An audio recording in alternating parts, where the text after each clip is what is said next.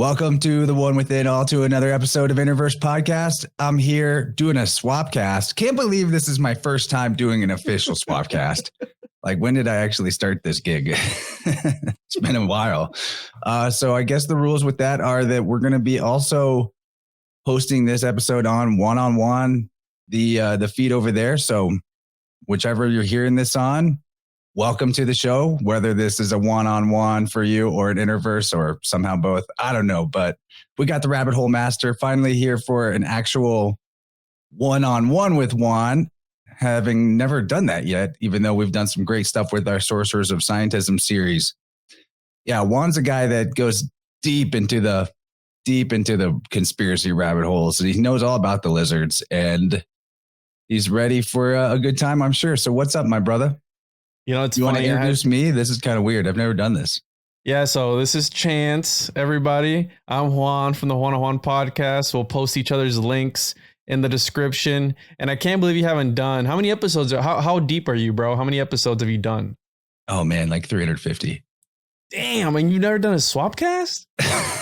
Never, like, whatever this is, where, yeah, it's technically a swapcast. Never done that.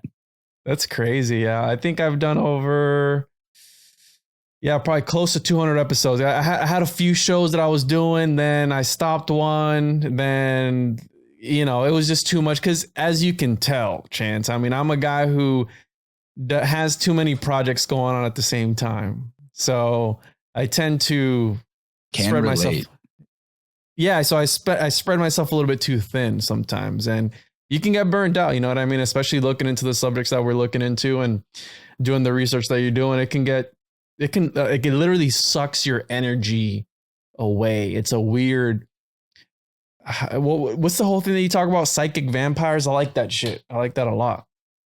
Oh yeah. I've done a lot of research into psychic vampirism. It's a real thing. Although I'm more interested in like the actual interactions with psychic vampires in meat space, but cyber vampirism is real too. Now, in terms of like getting loosed by looking at conspiracies too much, I guess that's a thing as well.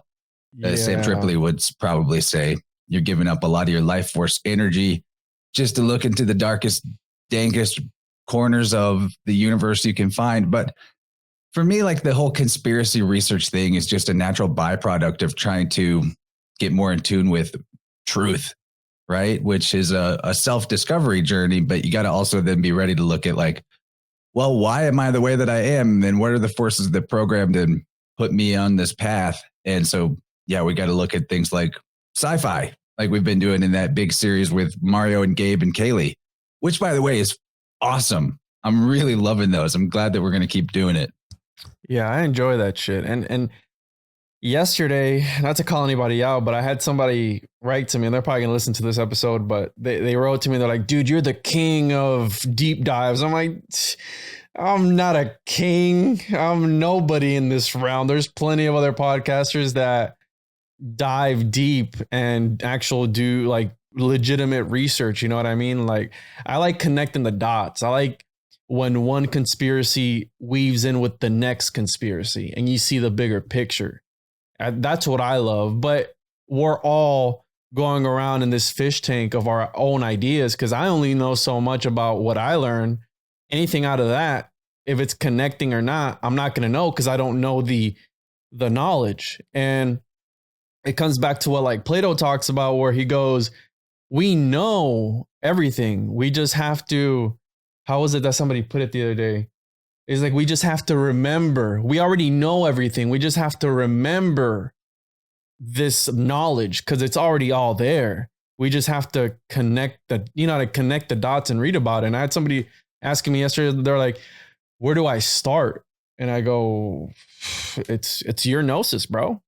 Like it's your path. Gnosis is whatever's sacred to you, whatever interests you. I always tell people because they want, and I can relate, dude, because when I'm learning something, I have a very OCD personality. So I hyperfixate on a lot of things, especially when it comes to knowledge, I hyperfixate on finding the knowledge, like everything that needs to be learned about that one subject. And I exhaust it until I feel like I've learned all of it, and then I'll expand. But it all starts with one thing. And I tell people, I go, focus on what you like to learn about. So if it's about reptilians, focus on the reptilians, and then talk to people and connect dots. And that's what we do with the weaving and doing these episodes with I love the roundtable style, because you start to see the different perspectives of the same idea and you see where it goes. And I just love that. And one of the things that just makes my nipples hard, that just really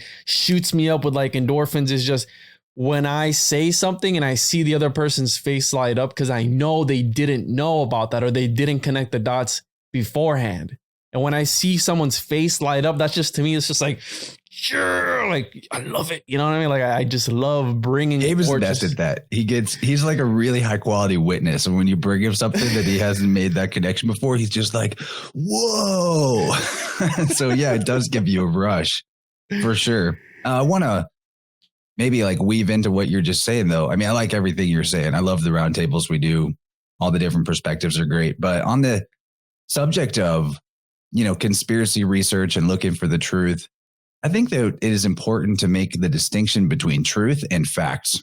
So when I talk about truth as like capital T truth, then you're referring to Plato and that all learning is remembering. Well, I think that there's kind of a distinction to be made between learning universal truth, which is remembering because you're learning about yourself because you are universe, you are nature. Mm-hmm. And then like the learning of stories, narratives, facts. Because with the type, like, here's something I was really impressed with about the last two roundtables we did on InnerVerse with you. You do a great job of not only doing the research on the whichever character we're talking about, like Parsons, for example. He was so slippery to me. I kept going over his life story and different videos about him and still felt like I couldn't tell somebody the story of his life from in a chronological order and get many of the details out. And you're able to do that. You actually not only did the research, but also captured it in your mind and they could relay it as a story, which was very helpful and very impressive. But that is the facts. You're getting the facts straight, right? But it doesn't have anything to do with capital T truth, which when Plato talks about it's all remembering, what he's talking about is how anything that is actually true, it has the same template that follows nature's template of wholeness.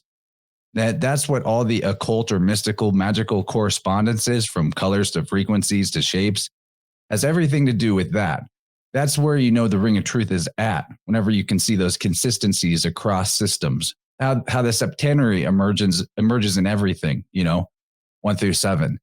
But what we are doing with our language is we're misconceiving facts and narratives, which are more like has to do with things that are artificial or things that are human contrived versus what the universe naturally constantly expresses, which is this one fractality of, the same thing repeating across different dimensions of scale. So whenever we can return to that template of wholeness and bring that into what we're talking about to help us see what is and isn't true, and make the distinction between that and this is just a story. These are just facts. This is just history. Because history is never really true with a capital T. It's always the story that we got, and we're just doing our best with that. And it's fun, but yeah, I think that there's two things going on here, and it's good to have, take note of that. I mean, you nailed it on the head, bro. History, his story. So it's to the victor, the spoils. And absolutely what you're getting on about, we won't really know the whole truth because it's what Nietzsche talked about, where it was perspectivism, where no one actually knows no one interprets things from a non-biased point of view. We can only compare perspectives with one another. And that's called perspectivism. So when we're talking about an idea, I'm comparing my perspective to Chance's perspective. But at the end of the day, you're going to have your own way of looking at it. I'm going to have my own way of looking at it. And not saying that your idea is not true, but it's not from a completely non-biased place. You know what I'm getting at? Like, it's not like I'm discrediting what you're trying to say, but we all have our own confirmation biases. Like, we all have our own things that we look at life from a different lens. And I think that's a very important thing to talk about, because when talking about conspiracies and getting into this whole woo-woo talk and all this stuff, it's easy to get lost in translation, right? I mean, and I'm a person that I like to recite dates, names, and all these things. But at the end of the day, you can only take that for a grain of salt as well, because it's all subjective at the end of the day. It's not 100% ever going to be the truth. This is what the history books have written down. This is what the mainstream narrative has written down, that, hey, listen, in whatever, 1776, the founding fathers, founded the United States. Okay, that's what they've told us. But you mentioned something the other day on, I think it was the Parsons episode, where sometimes they give us things that we can't prove. So not to go there, but like flat earth, to me, I'm not a flat earther, but people get pissed off at me. Like I'll go on these podcasts and I'll attack flat earth and say how it's fake, but then I'll talk about Tartarian, like hollow earth, and how that could be real. Because to me, bro, it's easy to disprove flat earth. Be Parsons, build a spaceship, go into space, and look down, and you'll see if it's round or not. You know what I mean? Is that impossible? No, it's not. I don't know if that's so easy, though. I don't know how to do it. It's not easy, Chance, but it's not impossible. Okay, it's not something that's out of the realm of being able to achieve that, because you know about the law of attraction, you know about manifestation. If you align yourself, and the thing about the whole law of attraction thing is people think, oh, if I say it, it'll come true. No, you still have to put the work in. You still have to align yourself and align everything in your life in order to be able to achieve whatever it is you want to achieve. So what's stopping you from building a spaceship? And this just sounds ridiculous, but going into outer space and looking down at the globe, what, money? A simulacra that's empty and it means nothing. But if you're able to raise enough, you know what, Chance? Let's do this. Also, I think the firmament is stopping me from doing it, but that's my let's start a GoFundMe to build a spaceship to put you in outer space, bro, so you can look down and see. I wouldn't do it. I wouldn't want to go. I mean, can we put you up there instead? No, I got a family, Chance. I can't do this. We got to put some homie Romy. I volunteer you, bro, to go into, because he's like on the fence about flat earth. And I'm like, dude, you know what? So the point being that there are some ideas that the government and these lizards, these people, right? The reptilian overlords, as I like to call them. And yesterday, again, I got asked, how much literature have I read about the reptilians? I've never read any books on the lizards, like at all. You should read Pierre Sabak. Hold on. Pierre Sabak. Yeah, he's got a couple of good books called one, The Murder of Reality, Hidden Symbolism of the Dragon. And the other book is called Holographic Culture. And yeah, I was hoping we'd talk about lizards because I read those books in the last year, and they're a really good resource for the symbolism of where all that's coming from. And I was wondering what you think about the whole concept. Oh, we can get into it. What was the second book? Holographic what? Holographic Culture. That's the newer one, but they're both worth it. They're dense academic resources for sure. And you have to get them. You have to order them from pierresabakbooks.com. Oh. He does not put them on Amazon or any kind of e-reader. Got to get the actual book. Lame. Yeah, he's hardcore like that. I think he doesn't want the AI to figure out that he's revealing all their secrets by putting it into a digital format. So I know that you want to talk about lizards. We'll talk about lizards, but here's the thing. We'll get there. Here's the thing, Chance. I also want to like fight with you about flat Earth. See, we haven't done a Juan On Juan, like a one-on-one. So this is I wanted to get you alone and just go back and forth and just have a conversation, because I know we have a lot to talk about. I want to talk to you about like your frequency work and all this stuff and how that works.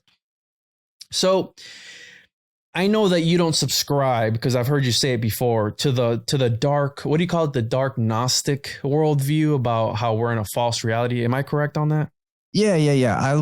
I guess the way I put it is the pop culture Gnosticism. I like the Marty Leeds Gnosticism, where he's showing you that everything is God and that you're also the image and reflection of God. I like that kind of Gnosticism, but the version where your body is a prison. This is a prison planet. There's a evil Demiurge Cthulhu monster that is the ultimate boogeyman that's keeping you here enslaved. All of that is like a real problematic philosophy. that I think the majority of the inverse expressions of world religions that fall flat and fall short of the true esoteric kernels of truth within those religions, I think they're all versions of this corrupted Gnosticism, and it goes all the way into materialism with simulation theory. Simulation theory is just the same version of Gnosticism repackaged in a materialism form. And I think all of that is the most disempowering perspective, and I could go into that. And also the logical fallacies in it are ridiculous, just full on retarded, bro. Like if this was true, like why wouldn't the real God just snap their fingers and fix the whole issue? I don't understand. So you don't believe in simulation, bro? I mean, I believe in simulation as a concept, but not as like that we're in a computer of sorts. Now, okay, there are things about the idea that are not necessarily fully wrong in the sense that spiritually we simulate all the time. But simulation is hypocrisy. So we want to recognize that the only simulation that we're in is one inside of our own head, and that we create it for ourselves, and nobody's keeping you in the simulation. You're doing it. So I will concede some points to these ideas, but I will never concede that there's some external force that is causing us to be trapped in that cycle or repetition, because it's all us at the end of the day. I love that. I really dig that.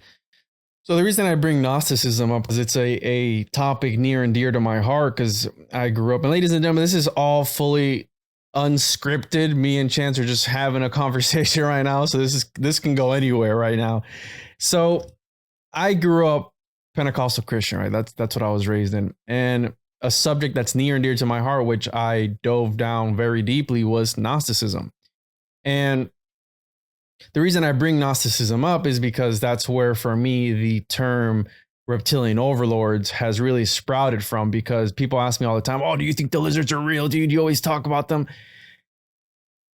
And I always go, well, there could be some sort of reptilian-esque beings that could exist 100%. I mean, if you want to believe in dinosaurs, dinosaurs are reptilians really in a way. They're just huge lizards. I don't know if I believe in them either. Sorry, man.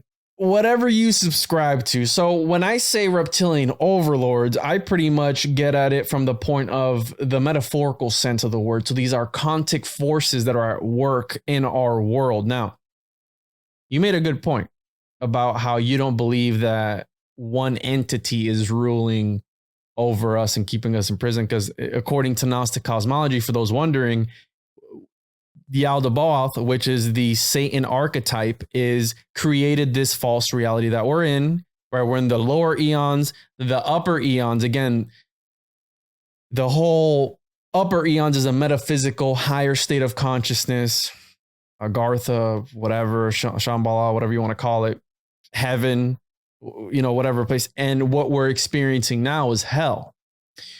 Now, there were some sect of Gnostics who believed what you were saying, Chance, that we are angels trapped in that we are light beings trapped in this body. And by you giving birth to other, humans, so having kids or whatever, you're entrapping angels within flesh suits, right? That is nihilistic as fuck, though, isn't it?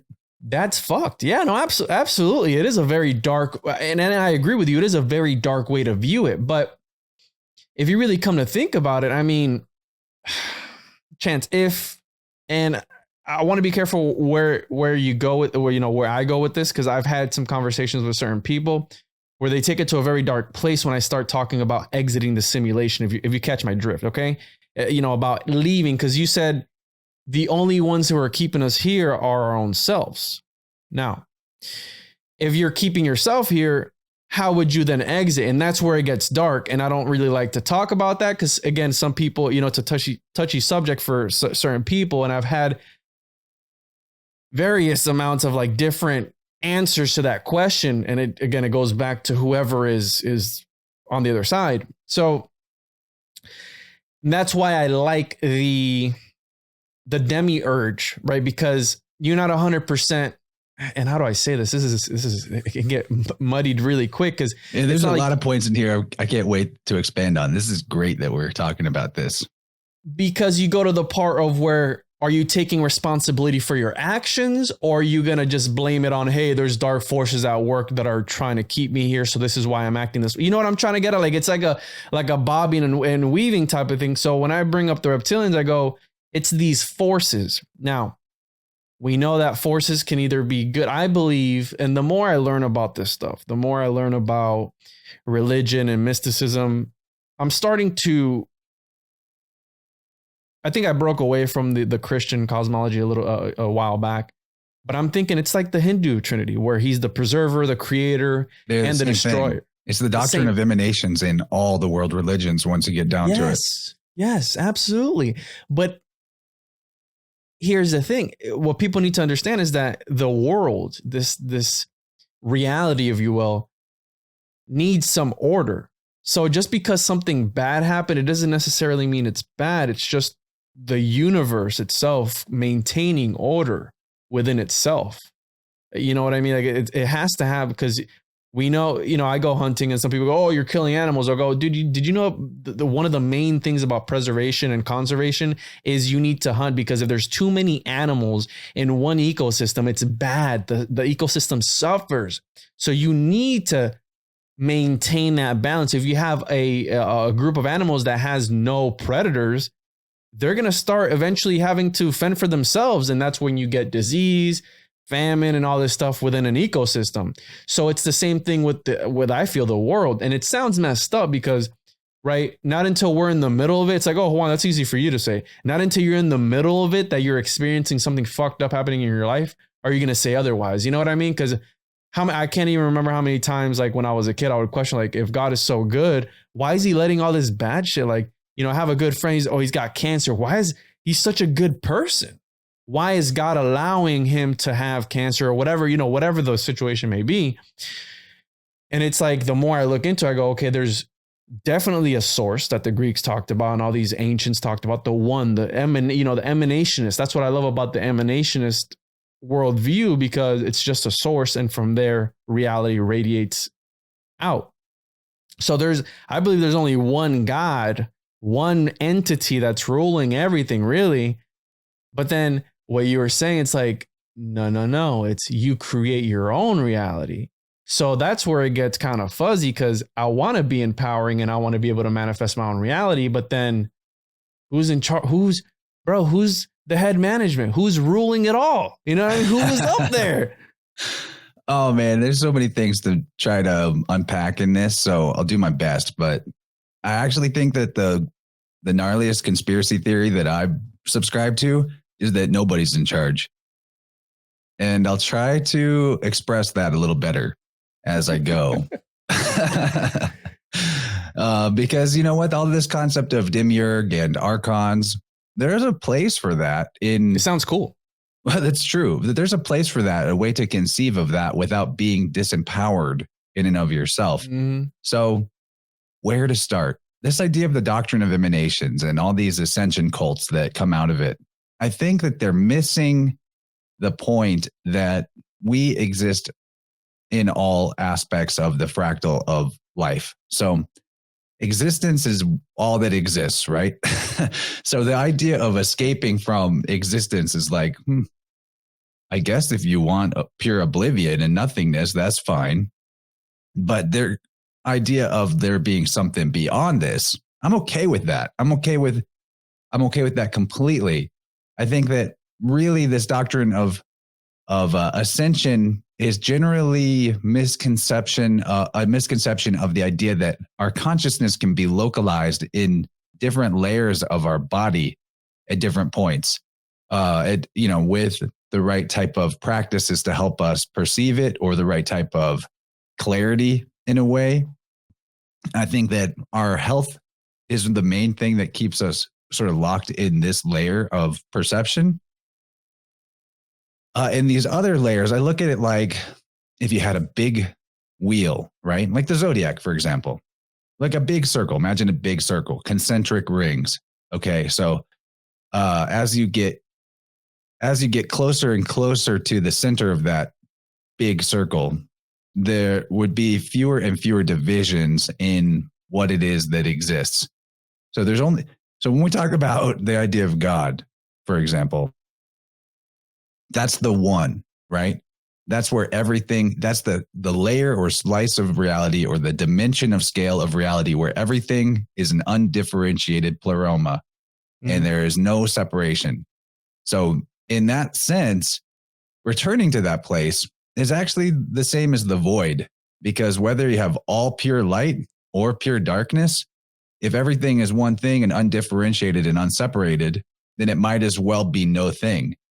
This is where you get the idea of abraxas from. Like Jung talks about in the 7 Sermons to the Dead, that the pleroma consists of all things and their opposite. But the reason why we have an existence is because existence or power or effectiveness, any of these concepts, when paired with their opposite, they continue to exist. So existence paired with non-existence does not cancel out because non-existence doesn't exist. Ooh. Power paired with powerlessness does not cancel out power because powerlessness has no power, right? Wow. Yeah. So when we talk about even the idea of a great demiurge or a Satan, something that's Satan means adversary, right? So something that, well, okay, and Jehovah actually means, Jehovah is a verb, actually. It's the self-existing nature and life force energy within all things that has no beginning or end and continues to eternally flow. That's what Jehovah means. So it's not like a character. It's not like a dude up in the clouds with a beard who's like watching you. It's this pleroma we're talking about. It is the self-existing one. So if you were adversarial or opposing or opposite to that, as the idea of the Satan is, or even the demiurge, then you have to be artificial or non-existent by the very nature of being in opposition to that which is natural and self-existent. So right there, we have a problem. The bad guy in this entire story is the opposite of existence. So he doesn't exist, right?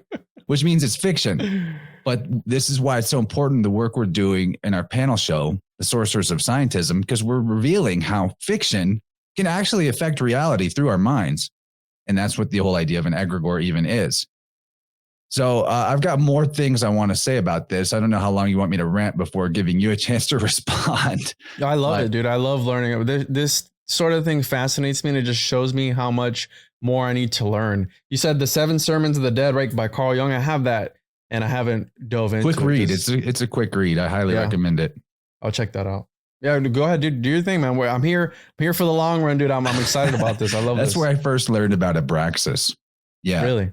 Yeah. So, okay, I have a few notes here of where I wanted to get to. I was listening to Marty Leeds. He does these Gnostic sermons on Sunday mornings, and in my opinion, it's the real type of gnosis where it's teaching you about yourself, but not in a disempowering way or with any boogeymen attached. I really like that. Maybe to a fault that he may be a little too forgiving or apologetic to certain groups like Masonry.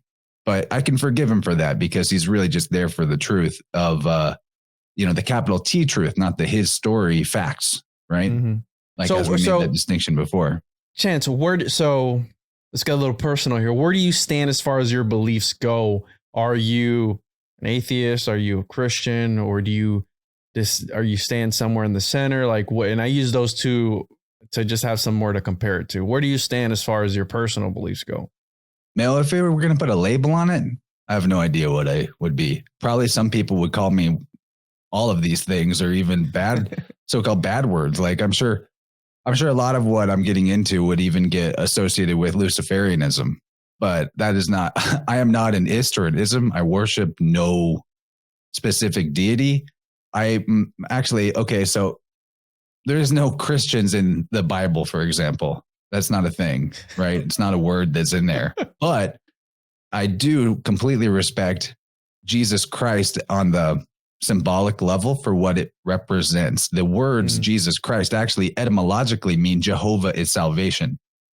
And what did we already say Jehovah was? It's the self-existing nature of life force energy. So if Jehovah is salvation, and you are to be a follower of Jesus Christ, that means you're following nature's law, nature's God.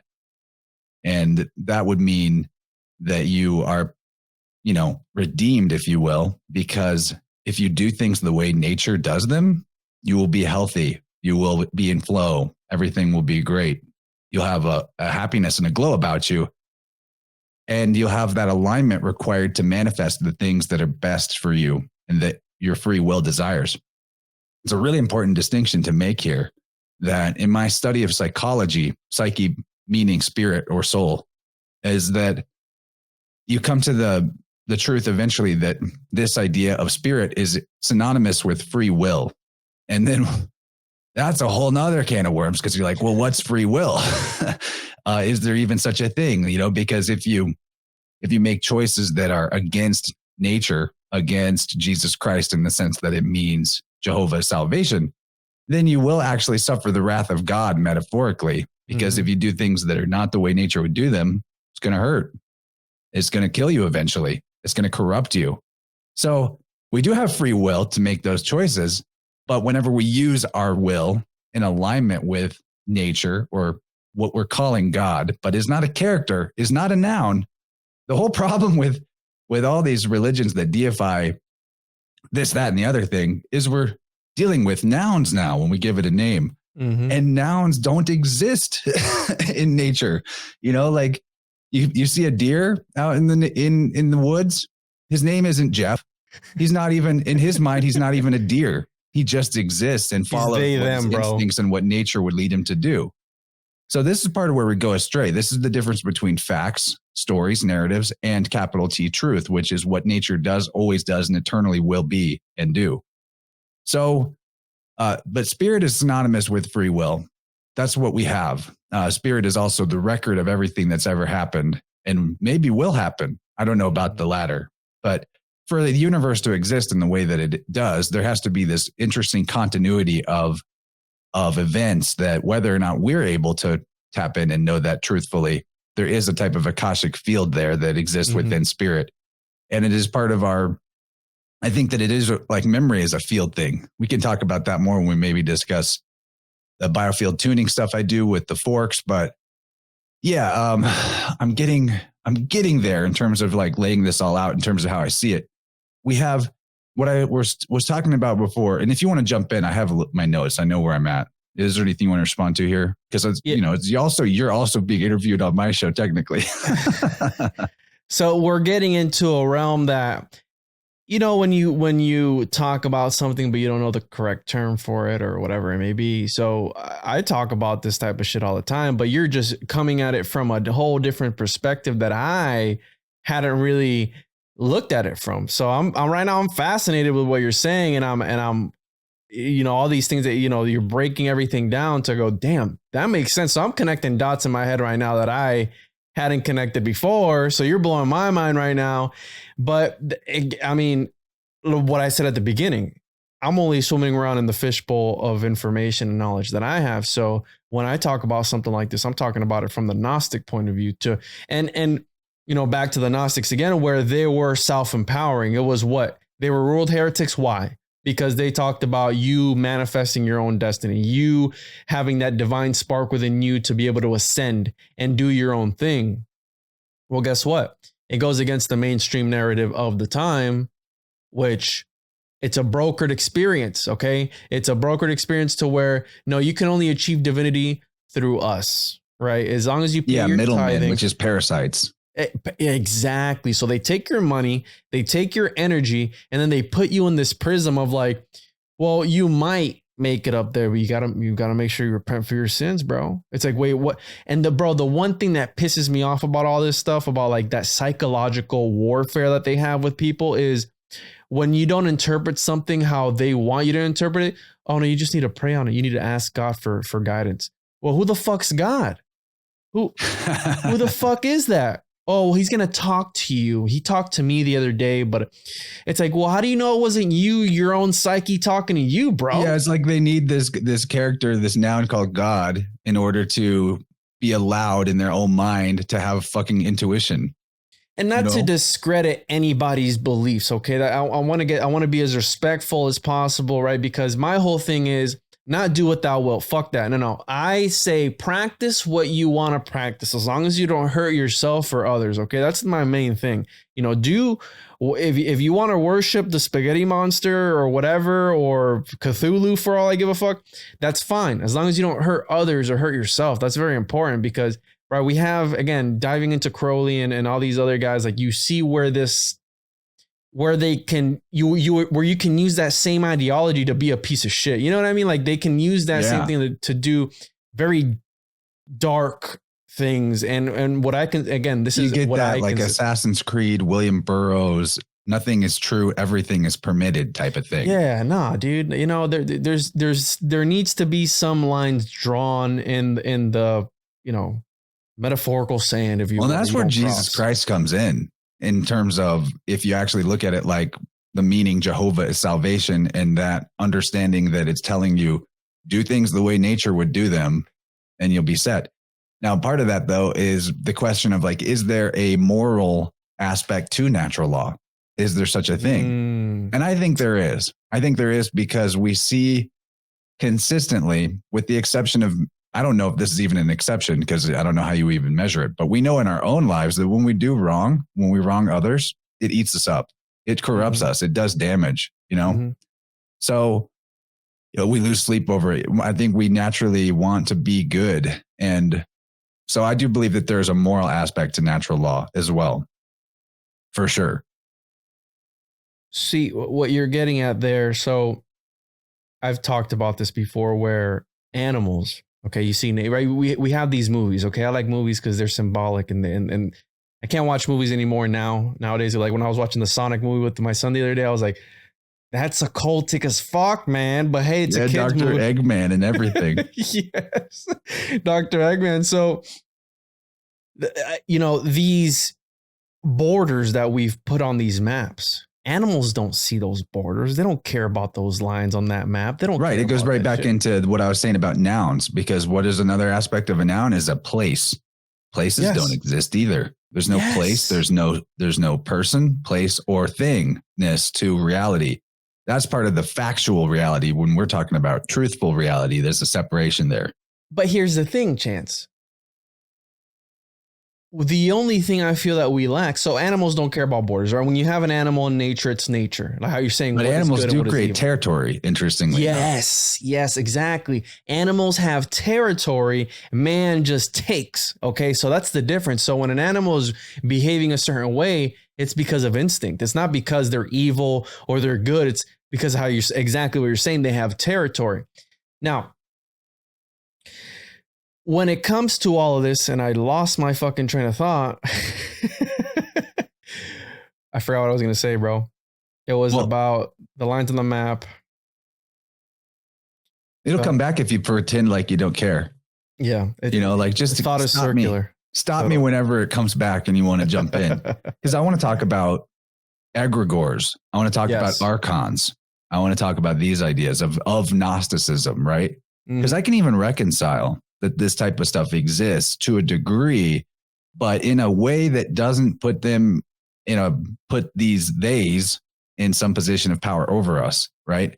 So first of all, back to this idea of there being layers of reality that are actually layers of your body, of your existence. You have your physical body, you have an emotional body, you have an astral body, I think the dream body might go into that. I couldn't tell you now I couldn't devise an anatomy of all that perfectly. There are different systems that have different ways of looking at it. And when I think about it, I would say probably almost any division system in which you could conceptualize would actually be true, because as soon as you apply your spirit, which is your attention, towards a particular conceptualization, you actually give birth to that in your mind. You create those boundaries. In fact, I believe all boundaries are self-imposed. So when we talk about archons, they're like the rulers of the realm, right? They're the ones that limit us. Mm-hmm. And as somebody that had an experience one time where Saturn was like, or whatever the energy of Saturn is in terms of archetypes, was like, hey, why don't you just see what it's like without me, bro? And I had this crazy, I don't know if you call it Kundalini or the psychedelic experience where everything, the insides came out and there were no more boundaries or separations. I had like a whole day of, it wasn't on psychedelics or anything. I had like this whole day of, I couldn't differentiate between anything anymore. What the fuck? And I was like, okay, I appreciate the limiter now. I appreciate that particular being's role in allowing me to have the experience of reality that we have in this layer of our body. So I think there are layers of our existence that we could actually we could localize our consciousness into. And that would be akin to the idea of ascension, and also similar to the idea of chakras. I work with 9 chakras currently, and the 2 that are above the body, actually kind of 10 if you count a 0 chakra for the earth when I do sound healing. And I found that when we're talking about like the most high, or maybe the 9th chakra, whatever, that the entire thing is like a secret. It's ineffable. It's going back to that idea of the pleroma also being the void, right? It cannot be described. It cannot be defined. If we're talking about the all, as soon as you try to put a description or a name or anything like that on it, that becomes less than what it is, because it's actually infinity. So, yeah, because, and Plato talks about that, when you talk about something, you automatically limit it by even putting a name on it, right? In the theory of forms, where it's like, well, God is, how you say infinity, but you're already capping him off by calling him God. Like, it's like this, again. That's not its name. It's nameless. I remembered what I was going to say, the missing. So we have territories and animals and all this stuff, and how you're talking about how it's nouns or imaginary. Now, would you say that so I subscribe to the idea that all these ancient cultures and all these ancient civilizations, they all had somewhat the right idea. Now it's like a big puzzle, and all the pieces are jumbled up, and we're missing pieces here and there. I think everyone was right about it, but it's all just misconstrued. Okay. What do you think about the idea by the vase? Well, we can get into that, because that's what the reptilian overlords are. So what do you think about the idea that this missing link is language? Like, what do you think about language being, we have the stories of like the Tower of Babel and all this other stuff where language is very important. Do you think that it's been taken and demystified in a way? Because a lot of the things that we're talking about, I'm having a hard time just finding words to describe what I want to portray, my ideas portrayed. You know what I mean? Because in your mind, you can paint a whole picture. You can paint a whole universe in your mind. But how am I able to portray that to you? You know what I mean? Like with the comic books and like ideas about certain episodes, I have it in my mind all laid out already, and I'm trying to bring it forth. Like, again, like an egregore, you're trying to bring it forth into manifestation in a sort of way. Would you say that language is also withholding us from that? Because I've subscribed to the idea that I think language back then was that much more mystical, if you will, and that much more powerful, and to where we could actually speak, spelling, casting spells, law of attraction, where you're manifesting things and saying things to where they actually, it's like Harry Potter. I mean, I feel like it was like that back then. They would wave a little wand and do a couple. Again, it's just mantras and sigil magic, if you will. They're doing sigils in the air, and boom, they speak. Like the Full Metal Alchemist, the show. They do all the finger shit. Naruto, what's Naruto? They do all the finger stuff. Mudras. Yeah, exactly. I don't know about Naruto in terms of having ever seen it, but yeah. Yeah, they go like that, and they fucking spit fireballs or whatever it is that they do. Okay, so what you're getting into is logos. That is a subject. Okay, let's hold on to that thought, because it's a very important part of understanding all of this. But I wanted to get... Am I going to learn how to levitate today, Chance? If I knew how, I would tell you. Okay, so let me just finish breaking down the idea of archons for a second. Okay, so in this level, like these different levels of our body and layers of division, you got the source, the undifferentiated, and then maybe the first division is the yin and the yang, right? Mm-hmm. The masculine and feminine force. In fact, like that 1 and 2, I believe is so primary that the reason why we have a septenary that is important is because the yin and yang are still really just the one, but as like mere reflections of itself. So it's still this like sort of pleromic state of like, everything in its opposite. And then beyond that, when you get into divisions further to create that septenary, and then maybe like a baker's dozen, every layer of division beyond that, the power of logos or manifestation is kind of like divided and reduced, but also when you divide infinity by itself, it's not really reduced in a weird way. So that's why we still have like this power of logos ourselves, but there are so many filters between us and it at the level of division that we're currently localized within that it doesn't seem as instantaneous. It is slowed down through all this system of filtration, which is it's essentially what like chakras and organs and all the different things that constitute our physical experience really are. They're type of filtrations between us and the pure, undifferentiated light or darkness of the void or of the pleroma. You're spitting some black belt shit right now, bro. Like, I've thought about this a lot. So Archons, though, I really think that we, as source, we are the I am. Everything. Okay, so if there was one philosophy that really encompassed how I feel about existence, is that I actually do subscribe to all is self. Now, that is a dangerous but also empowering thing to recognize about universe.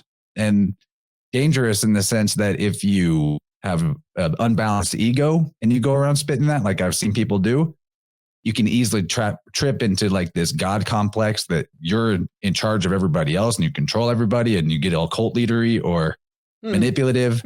I've seen it. And people will say the exact thing, all is self. They'll feel me on that, but then they get all off balance. So what I mean by that is that any being, whether it's Jeff the Deer or Juan or me, if you strip away all the identifications that being has, their name, their memory, everything is removed from the being's psyche.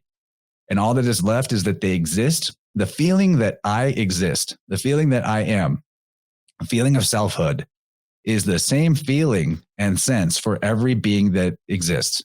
Maybe even for like crystals and minerals and shit too. So that is what I mean when I say all is self. Self is existence. It's the same thing. There is no beginning or end to it. So yourself, the true, pure version of yourself, without any of the narrative, the factual, the story, the history applied to it, the ego. Not that ego is all bad. It's part of, we want it because that's why we're even here, is to have fun, have a story, play a game, whatever. But that is the supreme being, the undifferentiated, pure capital S self. That's the same thing as like the higher will, whatever. So that's you as well. But how did we get here where we have the ability to play pretend like we're not the supreme being, or like that we're not the pleroma, or that we're anything other than the void? I mean, why is there something instead of nothing? I think it goes into the idea of the egregore, that in the archons, the limiters, the filters, your organs are archons. People say that, or like you got to unlock your chakras to ascend, or you got to remove your chakras. Some people even say, like in the ascension cults out there in the new age, like you got to remove your chakras if you're going to ascend.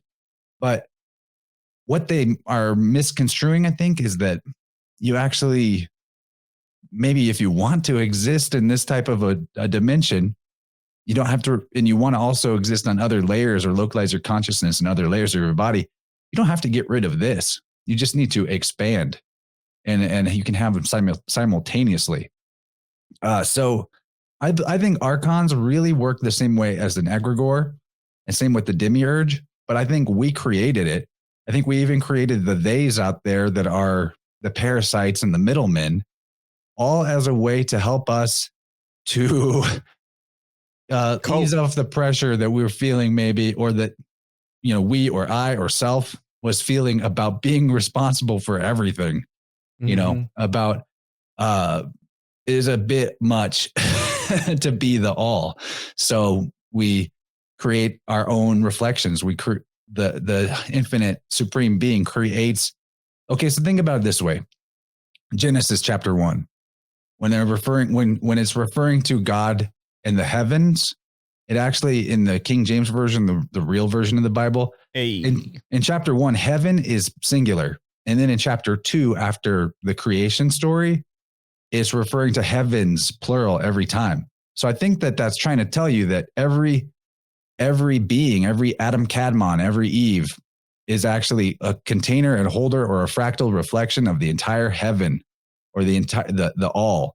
And what is the heaven? It's the zodiac. It's the archetypes. It's the archons.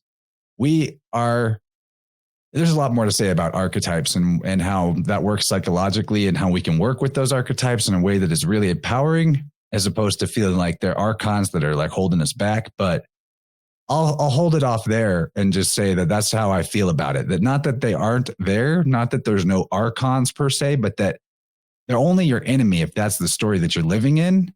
But they're also your best friend if you understand that they are there as servitors. We created them as servitors, magical servitors that we also then just let ourselves forget that we made. Yeah, and it goes back to what I mentioned at the very beginning, where you have to be very careful the way you word it, because it's getting to a point with what you're talking about where you rid yourself of your own responsibilities within, and maybe not physical responsibilities, but almost like karmic responsibilities. You know what I mean? Like the way that you portray and you move your energy around. You can get that if you can misconstrue that, you can get into a very dark place where you can become reckless. You know what I'm trying to get at? Like where you can just be like, you know what? Well, all is forgiven, so fuck it. You know, I'm going to do this. I'm going to do that. You know what I mean? Like, and you just start putting your energy and just doing reckless things with yourself, I believe, if that's metaphorical. Then what you do to others comes back to you, because all is self. So you're really doing it to yourself the whole time. But going back to the Christian cosmology of like, hey, I mean, I grew up with this. My entire life. Me too. Hey, I was raised Baptist. You can have sin, and then as long as you repent for your sins and accept God, Jesus Christ as your Lord and Savior, all is forgiven. So wait a minute. All is forgiven? Yeah, everything. Are you sure? Yeah, dude. Oh, that sounds awesome. So then you have the Catholics that go in there weekly to profess their sins, and every week they just get forgiven every week. So fuck it. I'm just gonna do a little bit here, a little bit there. Sunday comes around, refill that tank, baby. Refill that tank and go back at it. So you see where, and again, not to bash religion, because I think how you mentioned earlier, I think when you said, this is where Jesus Christ comes in, I believe that Christianity, again, in the right hands, it can be constructive for certain people, because some people do need guidance in this life. They're lost. They don't know where they stand. You know what I mean? They don't know what to believe in or who to believe in. So I view the Bible, again, from depending on which point of view you view it from, but I see it as almost like a manual on life. So at its core, it's like, don't be a piece of shit. You know what I mean? Yeah. Be a good person and do good by others.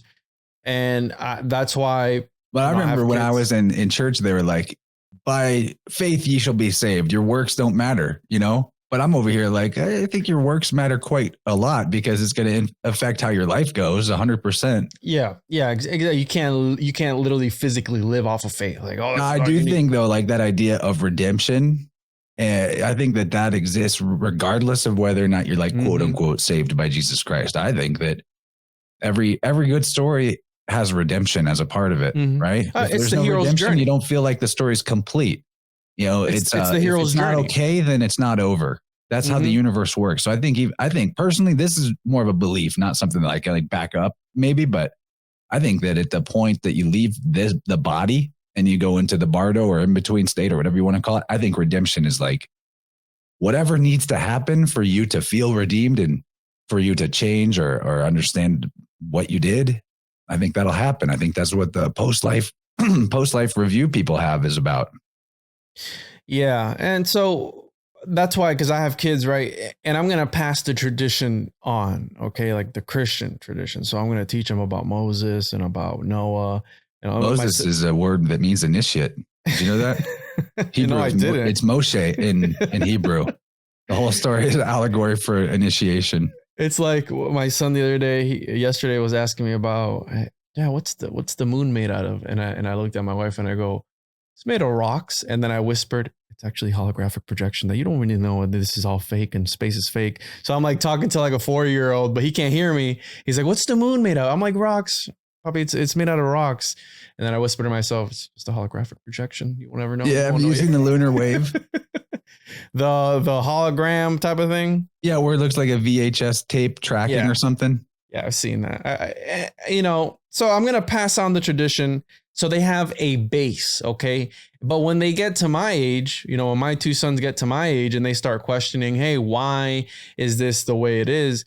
You know, I'm going to give them the freedom that I didn't get, you know, growing up, of being able to choose what I want to believe in or not, because it was forced down my throat. I can't even remember a time whenever I actually wanted to go to church and actually show up, because a lot of the times it was just my church bashing other religions. And I go, but those people think that we're the bad guys, but then we think that they're the bad guys. Who says that this is the right one? Like some story about a Jewish zombie that came back and they're eating his body. They're cannibals. What the fuck is going on? You know, so those type of things that get you kicked out of Sunday school about questioning the very existence of everything. And I think, again, I believe in source. I believe that we are, you know, that there is the one, right? Again, back to the Greeks, there is a one, because a lot of these ancients, they believed in a God, but since it goes against the mainstream narrative of it not being, how you said, this old man sitting on a throne, looking down at us, making sure you don't masturbate. That's where that's where everything just gets convoluted and fucked up. But you're spitting some shit, bro, that I wanted to get your thoughts. I don't know if you want to wait for the second hour, because I've been just thinking about a lot of things because we're talking about ascension and about different states of consciousness and all this stuff. But is it a physical thing? Does it really happen? Can I sit in my room and levitate and turn upside down and go visit Bigfoot in the astral plane? Or is it all in your head, bro? You know what I mean? Like, is it all in your head, or what? I don't know if you have any answers to those questions. I do think it's all in your head, for sure. I mean, I'm definitely down with the Hermetic principle of mentalism, that all is mind. And in the mental plane, and with the mental body, I've done all kinds of wild shit on astral levels. I used to be really into shamanic journey work, where you'd use like a rattle and drum track and go on visionary journeys, if you will. Yeah, I got real information that way. I don't know why I don't do it anymore. I don't feel like I need that mechanism to help me know where to go in life. But at that time, earlier in life, I actually used that type of shamanic journey work to connect with like animal totem guides and ask questions of spiritual entities, and would get led places like, you know, go here, go to St. Louis this weekend. Things like that. And then all kinds of synchronicities would come out of me following whatever the instructions I got were. Now I feel like, I don't know, I'm in flow enough that I don't need to, or I don't feel compelled to do that type of stuff to get instruction, because it seems like there's an obvious path of one foot in front of the other since I've been podcasting. But I want to quote a couple of people here, because this is, first of all, Bible is a manual on life, like you said. That's my personal belief. I'm not saying it is. But it's a dangerous thing when you get into it as like historically true. Yes. And the whole slavery system is built on that. And we can talk on that. Yes. On the historical nature of the story. You can take it literally, as in literary, as in its literature. And that's great. Story. But anagogical is the word you want, which means that there's about 8 different perspectives that you can take for any part of the Bible, and they'll all be accurate, as long as you're not trying to say that it's historical factual. There's all kinds of capital T truth in there, which reflects the fractal of nature. But trying to say that anything that is factual is true, there's the problem. You know, you're mixing up fiction and reality.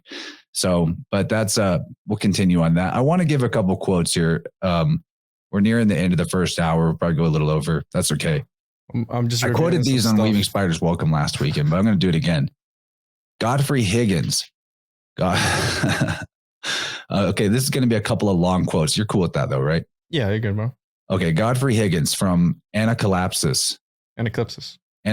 Thank you. Yeah, he wrote, The mythos of the Hindus, the mythos of the Jews, and the mythos of the Greeks are all at the bottom the same, and what are called their early histories are not the histories of man, but are contrivances under the appearance of histories to perpetuate doctrines.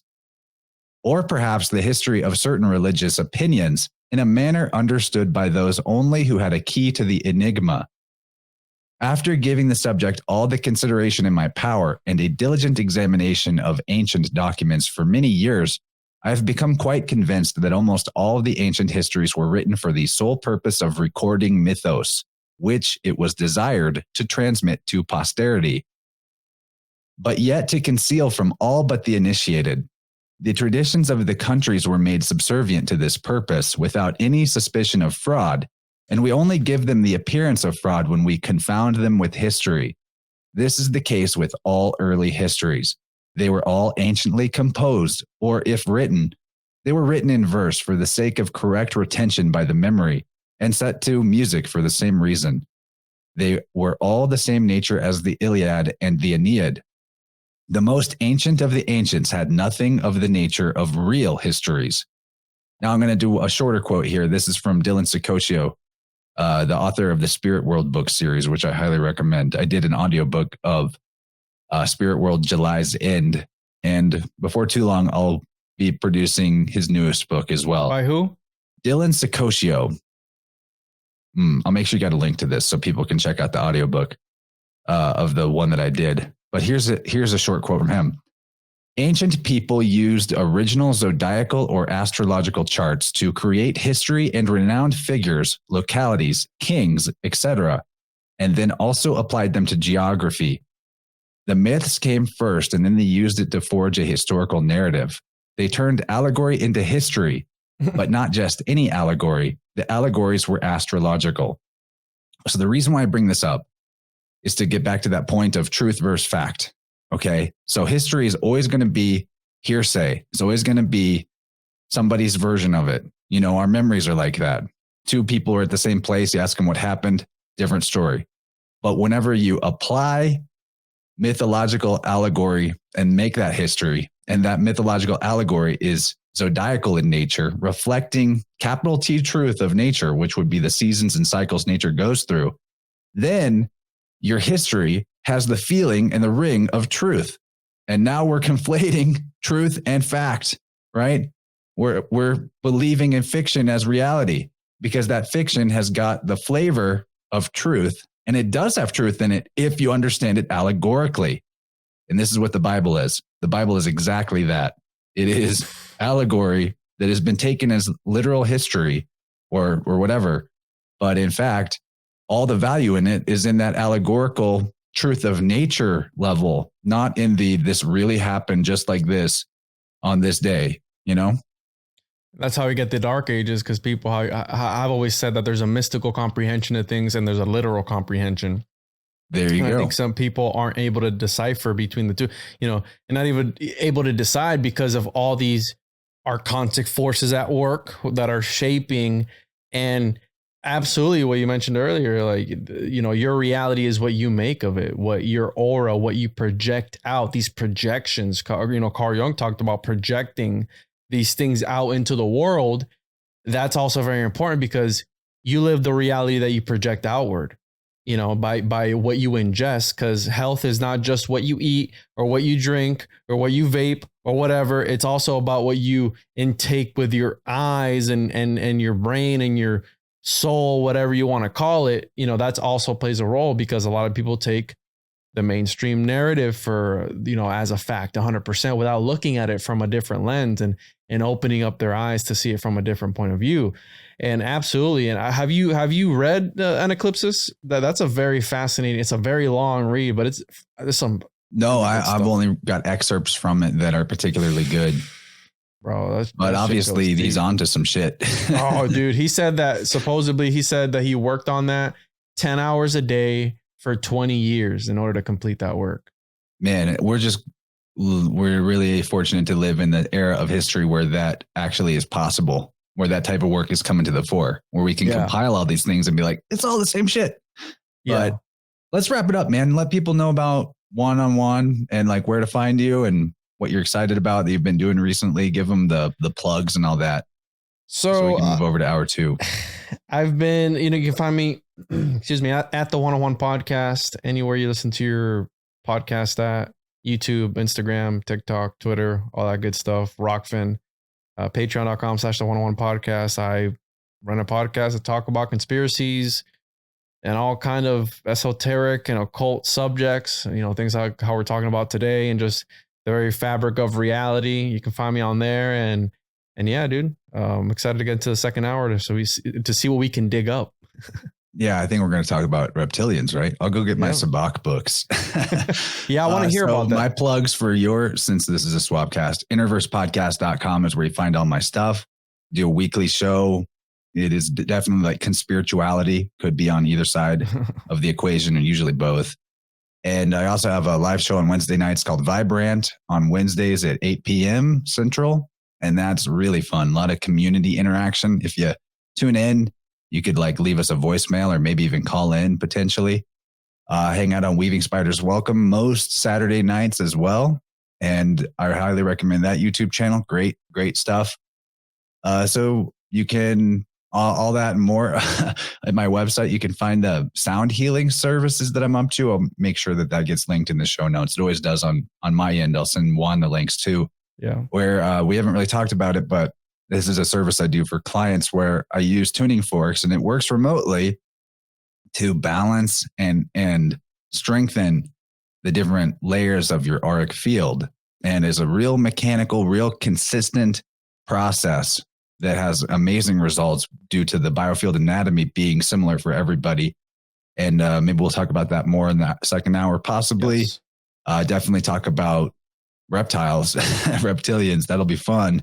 And I also do oracle card readings for clients. That's another thing I want to put out there. I'd use I Ching and tarot. And if you hit me up, we can schedule a session and have some spiritual counseling and guidance where you tap into what you really feel and think about stuff with the cards as the universe talking to you. So yeah, man, this has been we covered a lot of ground in the first hour. So many places to go, bro. It's crazy.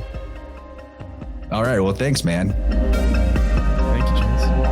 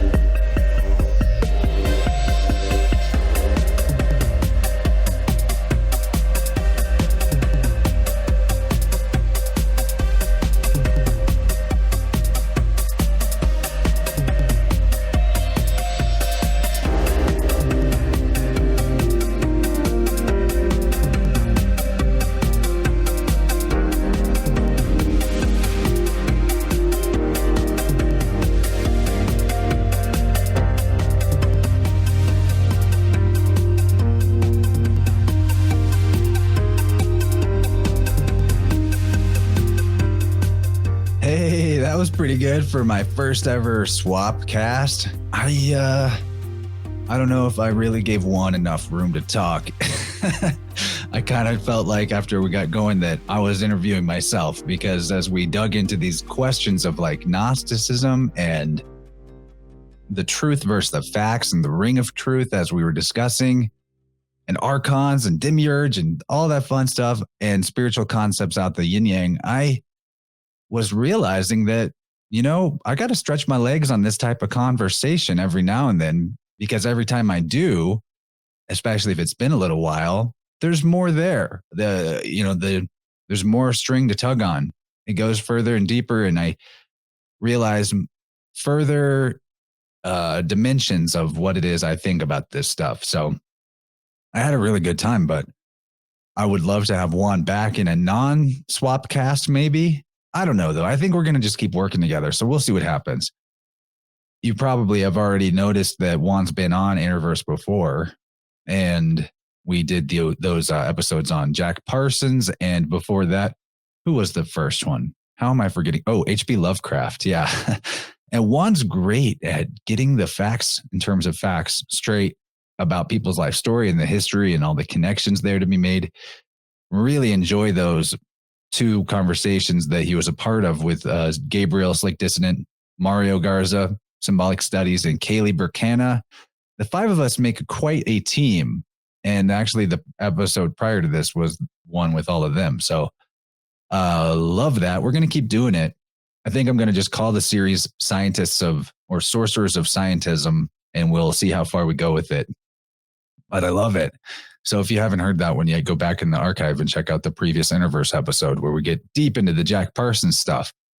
So before I say more, and I feel like I said everything I really wanted to say in the episode, because again, I felt like I was kind of getting interviewed, which I guess is what it is to be a swapcast. But if you didn't hear the second hour, you can find it on my Patreon or my Rockfin, or in this case, you can get it on the Juan On Juan Patreon or from Juan On Juan's Rockfin. However, if you're a premium Rockfin member, you get both of our stuff, which is great. That's the beauty of Rockfin. So $10 a month, you get the Rockfin Premium. All the creators that do extended content on Rockfin, it'll be available to you there. Or for, I don't know what Juan's Patreon costs, but mine's $5 a month if you want just my stuff and you want to hear the second hour of this conversation with Juan, that as a swapcast was a lot of me talking, a lot of me saying what I think about things. So, you know, maybe you're here because you're into that a little bit. Maybe that's why you listen to my show. I don't know. I loved it, though. We talked about secret societies and psychological warfare in the second hour, the metaphysics of love and fear, master and slave dynamics, the Watchers and Reptillians, the Annunaki and sky clock encoding of mythology and history, simulation theory and simulation argument. And at the end, we got into Manly P. Hall's All-Seeing Eye, a publication I'd never heard of. So, right, all that and much more in the second hour. If you wonder where I even got these ideas, I was trying to explain this to Juan. Maybe it was off of camera when we weren't recording anymore, but I tend to form the perspectives I have by, I have a foundational lens that I look at things through, and then that flavors all the information I take in. So I brought up Pierre Sabak and his work a lot, but if you've read his books, you'll notice that I have a very different take on the same information that he brings forward. And that's because I do put everything that I'm talking about, I try to look at it through the lens of a few foundational axioms like all is self, right? Axioms like this that are empowering and referential to the supreme being that we all are.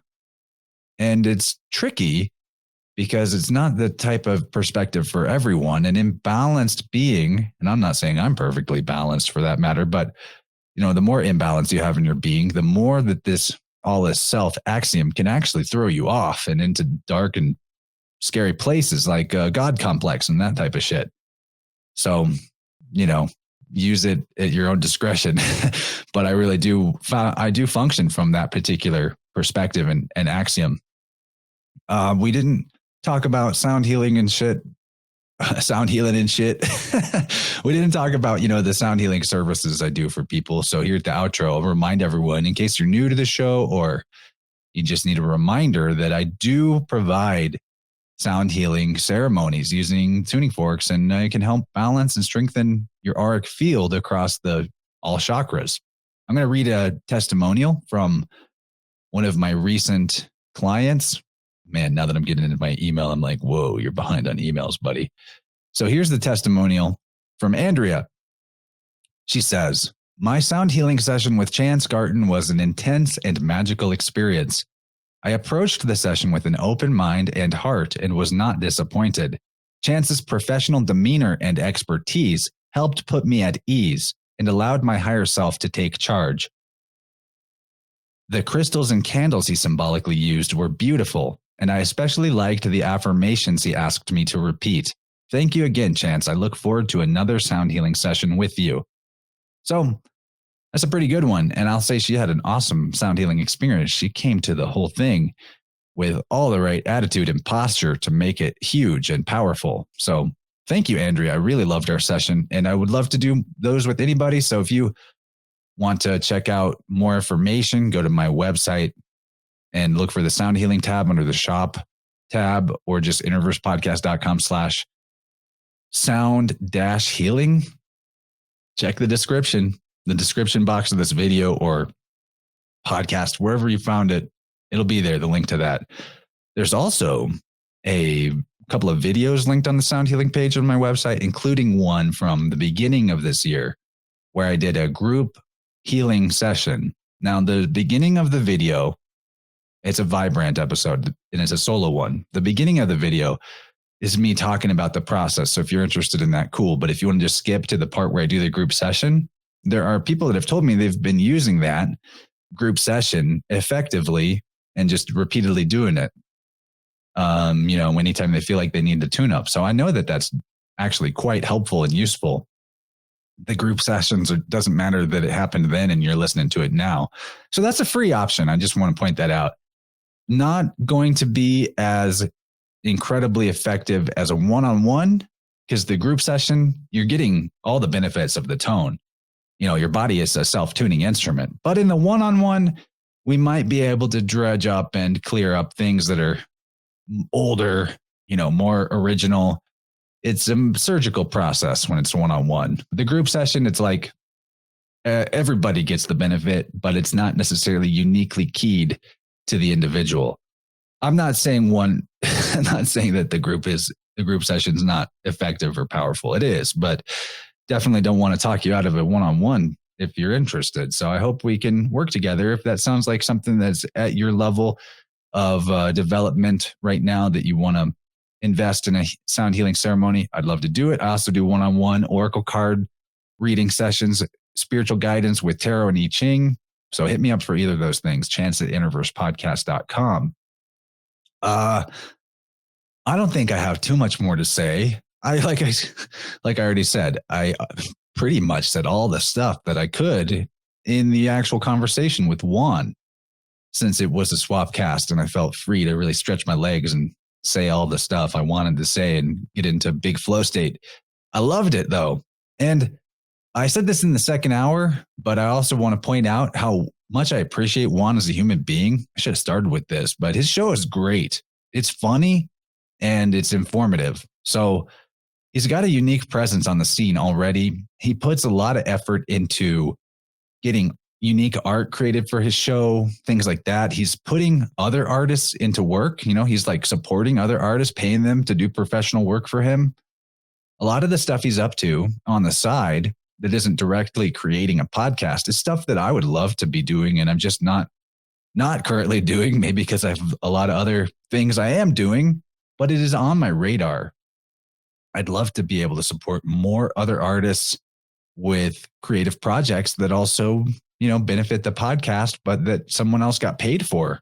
I'd love that. So, I like the intro music I've already got for the show, but someday I'm going to want new music.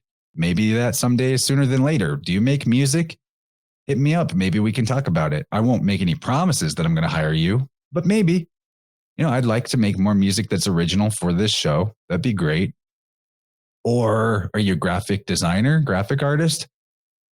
It's been a long time since I made the logo that I currently use, and could maybe use an updated cover art for the podcast or an updated logo.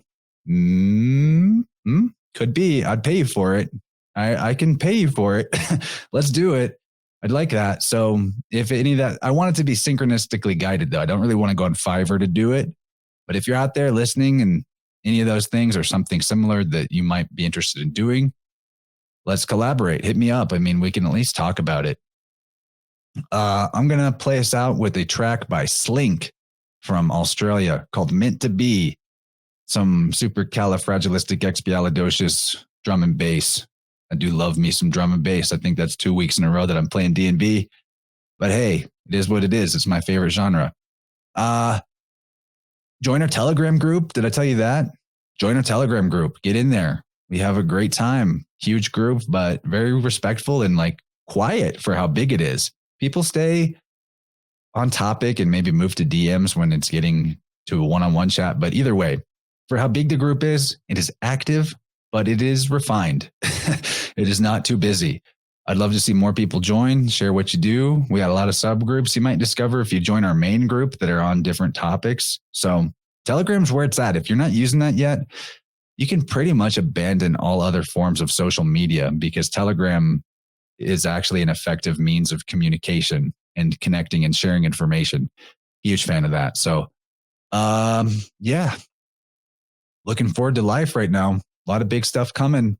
Always will be, but this conversation with Juan was a nice surprise. I knew we were going to have a good time. I didn't know what the hell we'd talk about.